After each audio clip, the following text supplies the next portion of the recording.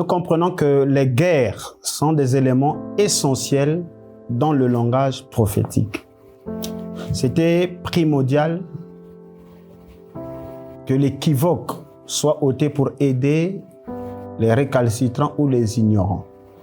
Mais avant de traiter sur l'effondrement de l'Empire ottoman, il serait mieux que nous fassions une étude séquentielle, puisque les versets qui évoquent la venue de l'Empire ottoman sont mentionnés dans Apocalypse chapitre 9, qui parle effectivement de la 5e et de la 6e trompette. Pour cela, nous allons commencer notre étude par l'annonce de la voix venant des 4 cornes de l'autel d'or qui est dans le ciel ou devant Dieu. Apocalypse chapitre 9, le verset 13, la Bible dit « Le 6e ange sonna de la trompette et j'entendis une voix venant des 4 cornes de l'autel d'or qui est devant Dieu. » Et aussi dans Exode 27, le verset 2, la Bible dit « Aux 4 coins, tu feras des cornes qui sortiront de l'autel et tu les couvriras de bronze. »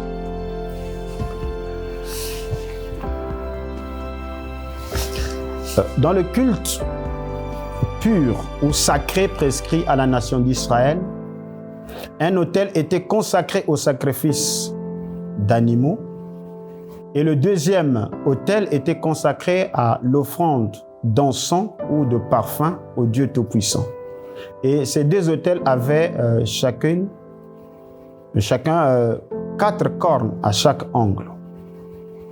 Et donc c'est dans le désert que Dieu ordonne à Moïse de construire l'autel pour le sacrifice des animaux. Et cet autel, appelé l'autel des sacrifices, se trouvait entre les parvis extérieurs, dans les parvis extérieurs, entre la tente d'assignation et la cuve d'airain. Il était fait de bois d'acacia recouvert de bronze et les cornes sortaient des 4 coins de l'autel qui formaient un carré. Et ces cornes permettaient d'attacher et d'immoler l'animal qui allait être sacrifié. Le taureau devait être attaché sur les cornes et le reste du sang était versé sur le pied de l'autel. Je prends un verset de la Bible ici dans le psaume chapitre 118, le verset 27. La Bible dit « L'Éternel est Dieu et il nous éclaire. Attachez la victime de la fête avec les liens aux cornes de l'autel. » Et aussi un autre verset dans Exode 29, le verset 12, la Bible dit « Tu prendras de son sang, le sang de l'animal, tu en mettras avec ton doigt sur les cornes de l'autel, puis tu verseras tout le sang au pied de l'autel. » Et la question que nous nous posons ici, pourquoi le sang de l'animal sacrifié devait être déposé sur les 4 cornes de l'autel? C'est très important.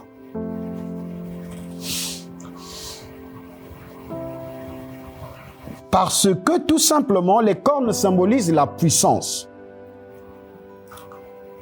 Car cela est associé au taureau. Et Frère Branham, dans la brèche entre les 7 tas de l'Église et les 7 sceaux, nous montre effectivement la force d'un animal se trouve dans ses cornes. Et il fait référence à l'agneau qui a 7 cornes. Il montre que les cornes ne sont autres que la représentation de Dieu sur terre ou l'Église, la force. Vous voyez? Et même le diable utilise les mêmes symboles en parlant de la bête qui avait 10 cornes. Et ces cornes-là ne sont autres que des rois non couronnés. Et dans la fête des trompettes, Frère Branham les appelle des dictateurs. Or, ici, l'autel d'or qui est dans les cieux a 4 cornes. Et la voix qui parle au 6e ange sort directement des 4 cornes de l'autel. Frère Branham me dit que surveillez les symboles ainsi que les chiffres. Parce que le chiffre 4, effectivement, symbolise l'équilibre et l'étendue d'action dans les 4 directions de l'espace.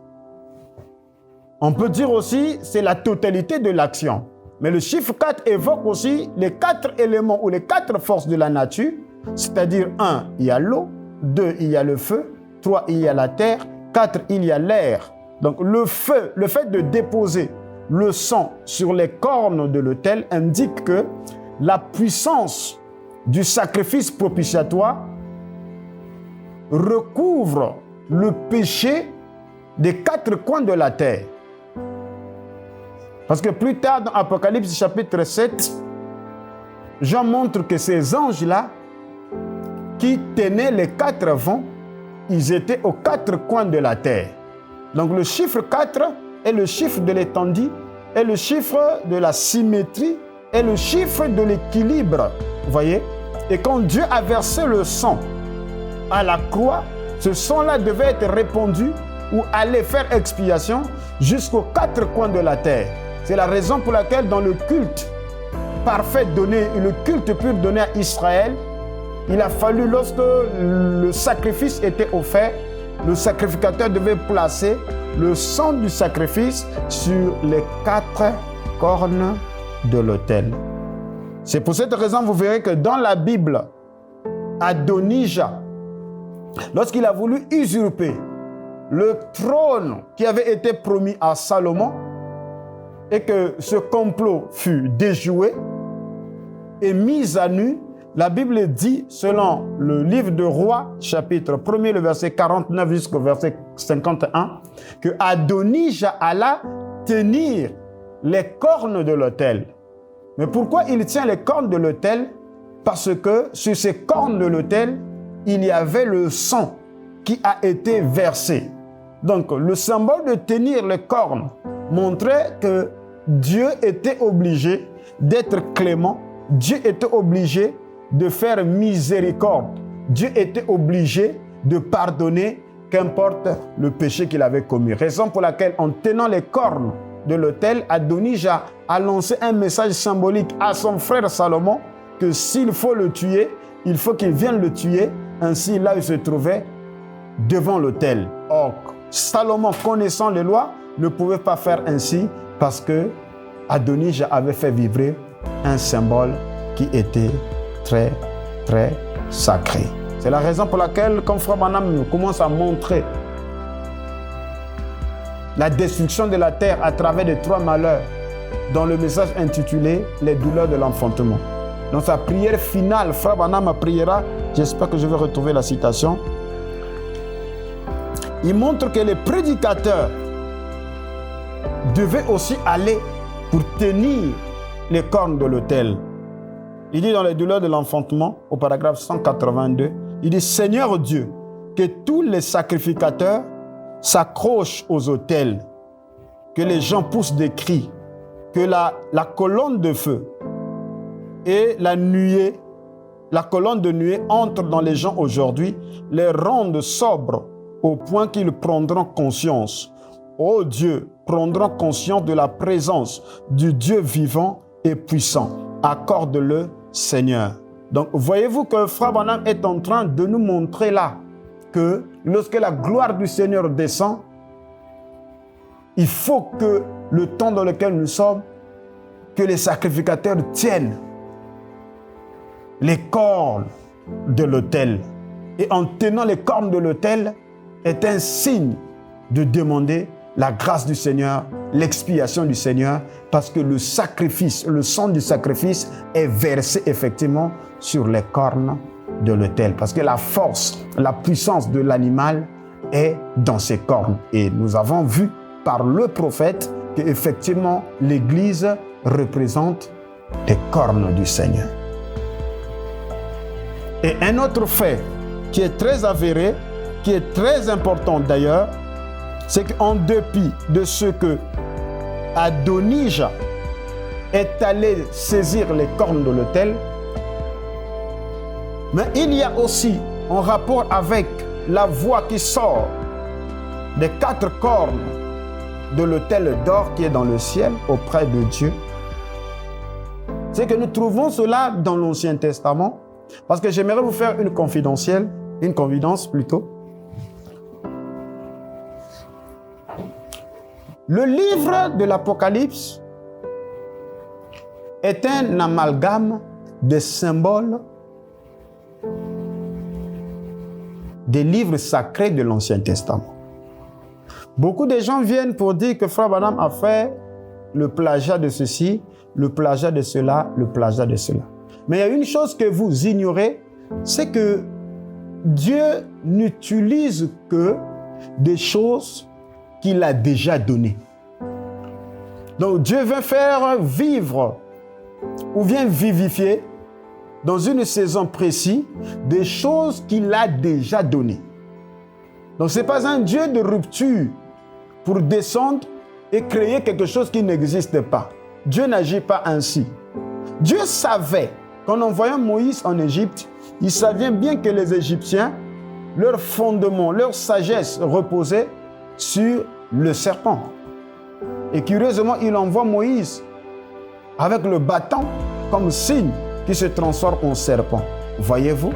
Donc, entre l'Égypte et Moïse, ils utilisent les mêmes symboles. Mais les forces qui sont derrière ces symboles sont différentes. La force que les magiciens de Pharaon utilisaient et la force et l'énergie que Moïse utilisait, c'est ce qui faisait la différence. Voyez? Donc, Dieu utilise des choses qui existent déjà. D'où vous verrez que dans le livre de l'Apocalypse, c'est la fusion du livre d'Exode. C'est la fusion du livre de Nombre, du livre de Lévitique. Tu retrouveras des éléments du livre d'Ézéchiel plein dans le livre d'Apocalypse. Tu retrouveras Zacharie, tu retrouveras Daniel, tu retrouveras Jérémie, ainsi de suite. Donc si quelqu'un veut être incrédule au livre de l'Apocalypse, il n'a qu'à raisonner du genre comme les critiques disent.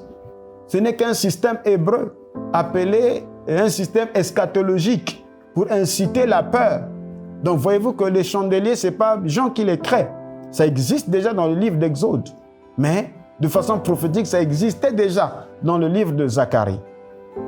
Et il y a beaucoup de choses, quand on parle de la bête, avec les cornes et les têtes, Jean ne crée pas cela. Parce que Daniel avait déjà vu cela. Même le Seigneur qui parle du péché, qui causera l'abomination, Daniel avait déjà annoncé cela. Donc voyez-vous que ne critiquez pas pour critiquer. Si vous ne connaissez pas votre Bible, vous ne connaissez pas les Saintes Écritures, restez calme. Restez calme, s'il vous plaît. De peur d'attiser sur vous des malédictions qui vont vous consumer, qui vont vous détruire. C'est très dangereux parce qu'on ne se moque pas des dieux.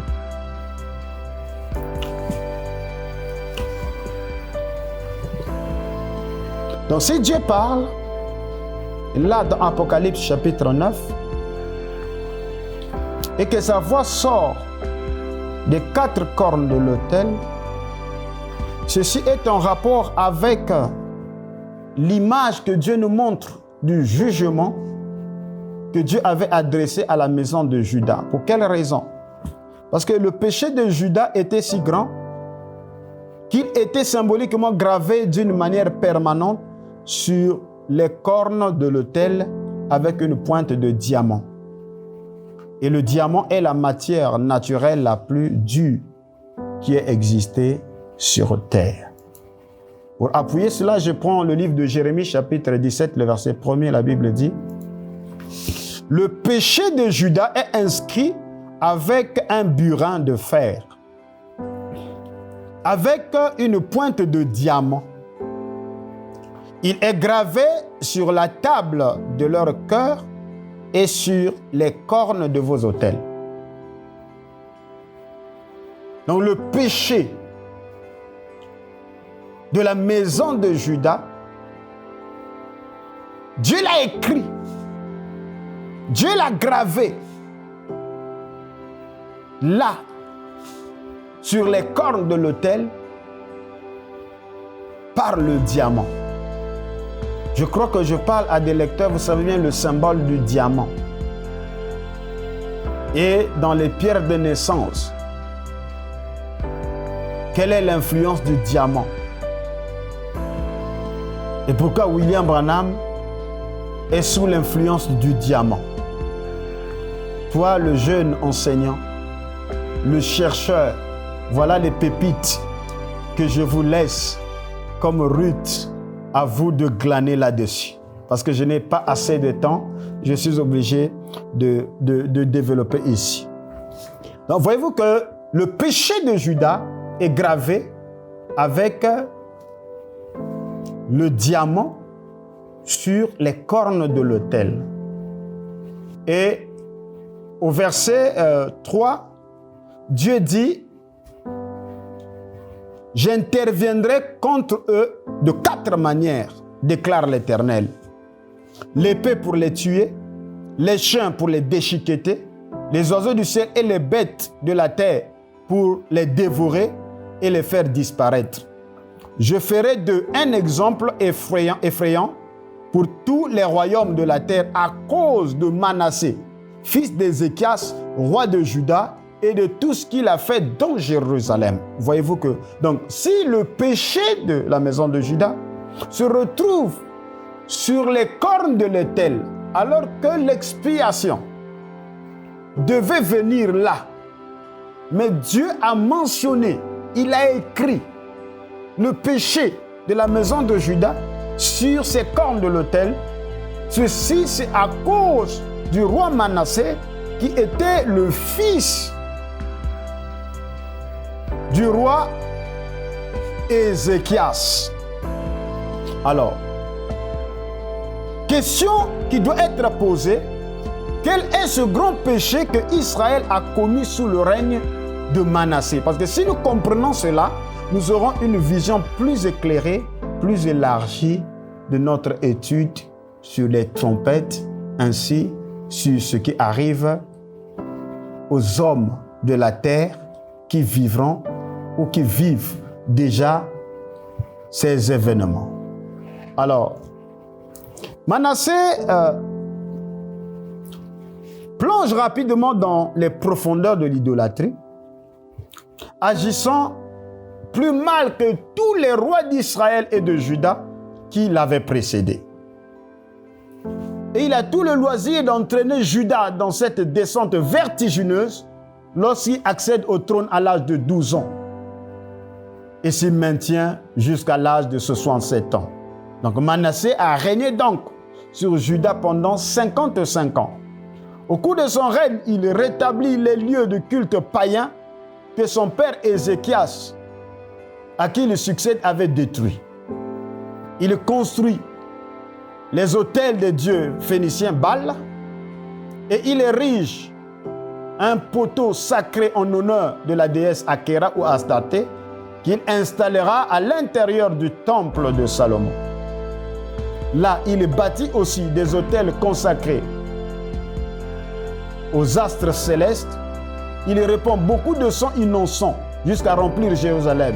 Il encourage la pratique de l'occultisme, de la magie, de la sorcellerie. Et comble de l'horreur, il va même jusqu'à brûler son propre fils sur le sacrifice, en sacrifice. C'est-à-dire accepter les rites du dieu Moloch, que nous appelons aujourd'hui Mouloki. Parce que l'hébreu, effectivement, est très proche de nos langues ici bantou. Donc ce roi de Juda, qui représentait en fait le peuple de Dieu sur terre, s'est livré aux pires atrocités et pratiques que l'on puisse imaginer. Il a rempli le pays des pratiques abominables que Dieu avait formellement interdites dans Deutéronome 18, le verset 9 jusqu'au verset 14. Je vais lire ce que Manassé a fait pour que nous puissions avoir une idée plus précise. Dans 2 Rois chapitre 21, le verset 1 jusqu'au verset 7, la Bible dit que Manassé avait 12 ans lorsqu'il devint roi et il régna 55 ans à Jérusalem. Sa mère s'appelait Ephtiba.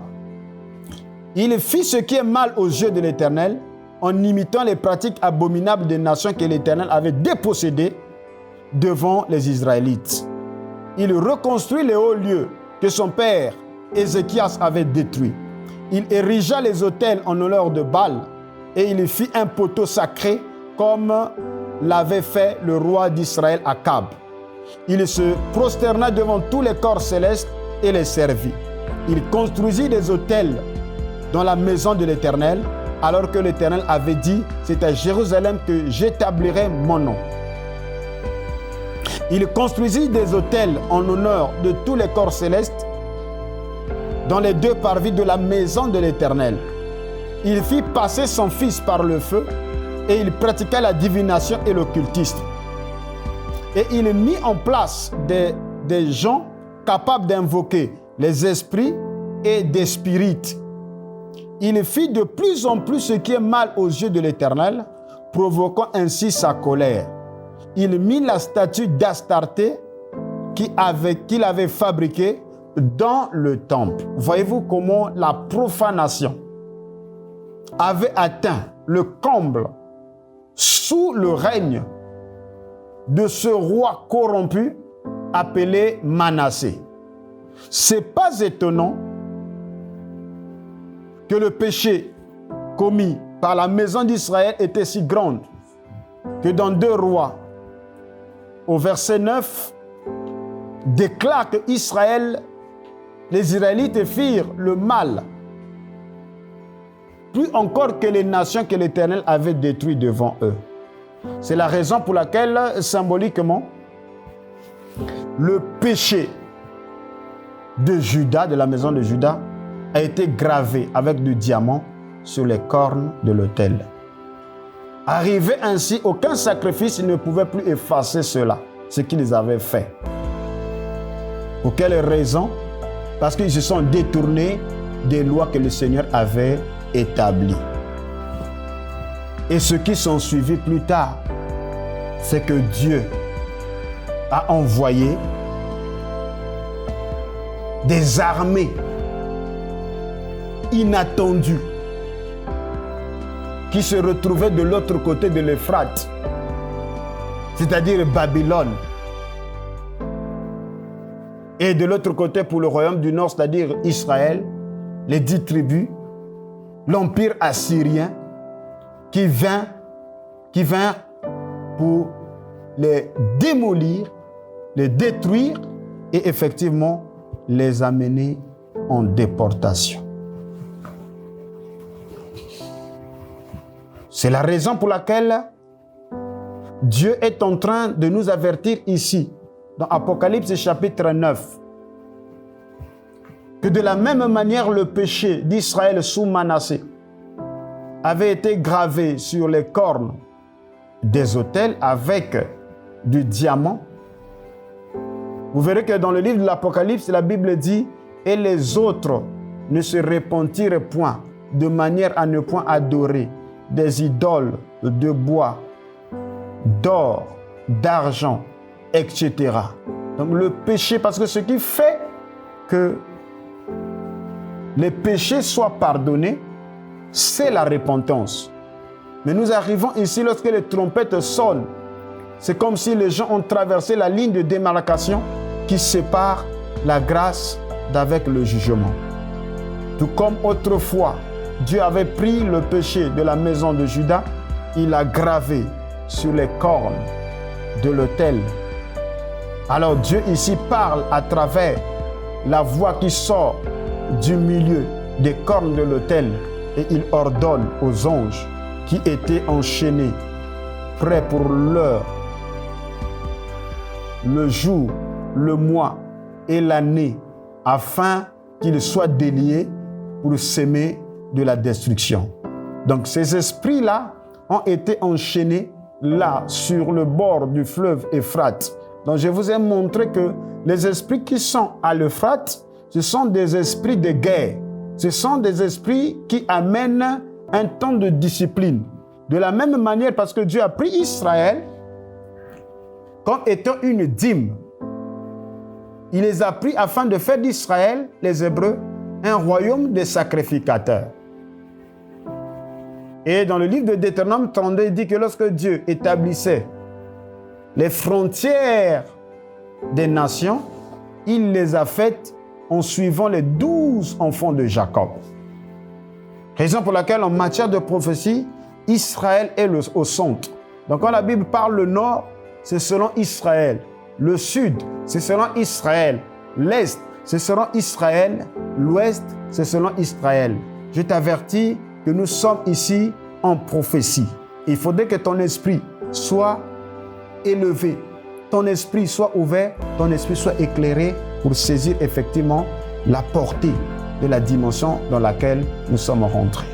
Donc, la voix de Dieu sort droit de l'autel des parfums des 4 cornes.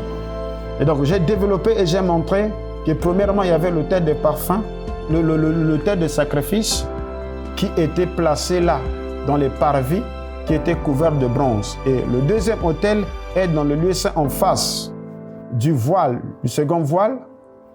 Et chaque soir et chaque matin, le sacrificateur, lorsqu'il venait nettoyer la menorah, il offrait des parfums.